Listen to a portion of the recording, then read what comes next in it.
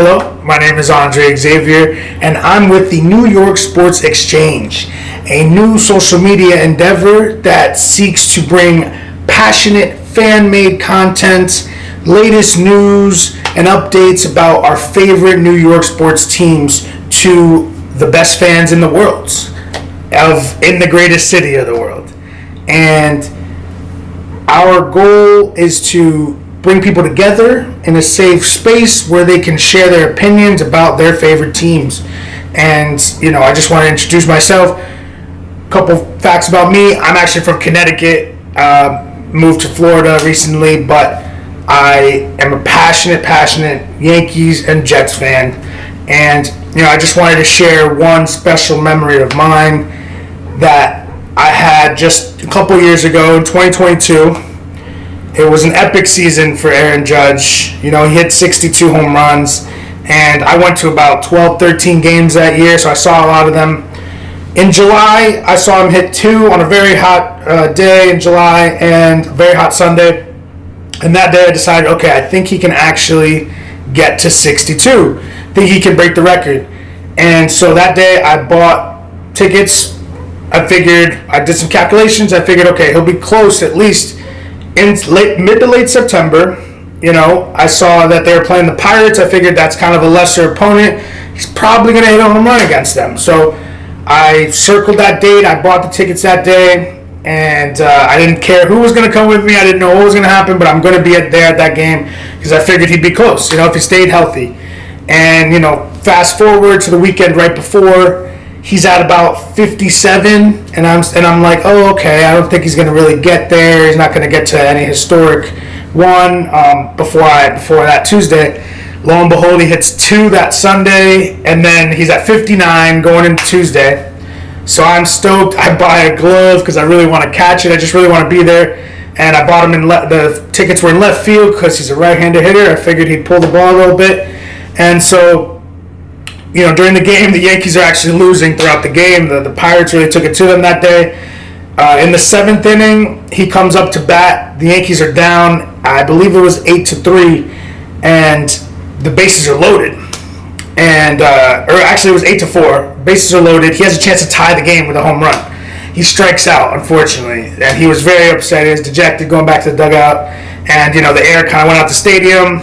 A lot of people started leaving after the 8th inning when they were down 8-4. My friend who I was with, Candy, she says, shouldn't we beat the foot traffic to the train? I'm like, we came here for one reason, and that's to see Aaron Judge hit a homer. He's got one more at bat in the 9th. Let's see what happens. If he doesn't hit it, we'll leave. We're probably going to lose anyways. So a lot of people were clearing out, but I made sure I had to stay. He's first up in the 9th inning. And what do you know? He absolutely destroys the ball to center field. It bounces up 100 feet into the bleachers. And, the stadium is just electric because that's what everybody came to see. Everybody who stayed got to see it. And it was just a beautiful thing to see. And everybody was happy. And then, they kind of push him out to do a curtain call because he just hit his 60th home run of the season. Only Babe Ruth and Roger Maris have done that as Yankees, but also in the American League. That's the only time it's ever been done.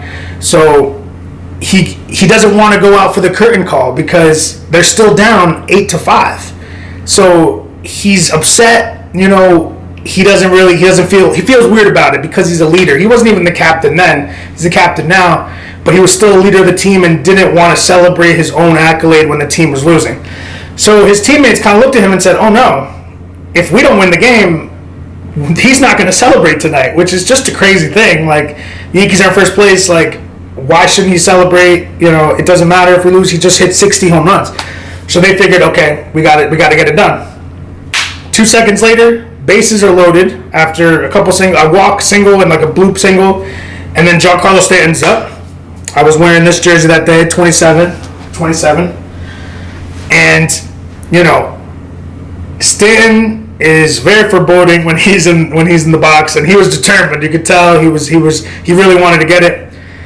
Bases loaded. He hits a frozen rope, just an absolute dart that I thought wasn't going to clear the fence. I thought it was just going to hit the wall. It was going to be a double. We were going to score some runs. I was happy, but then I see it. It's coming straight at me. It's coming directly at me in left field, and I'm like, oh no! I actually have to jump for this, and I jump as high as I can, and it goes about 5 yards right above my outstretched hand, and I was very sad for about 0.2 seconds, and then I turn around and I absolutely go bananas. The entire stadium goes bananas because he just hit an immaculate walk-off grand slam home run to win the game in the same inning that Aaron Judge just hit his 60th home run of the year.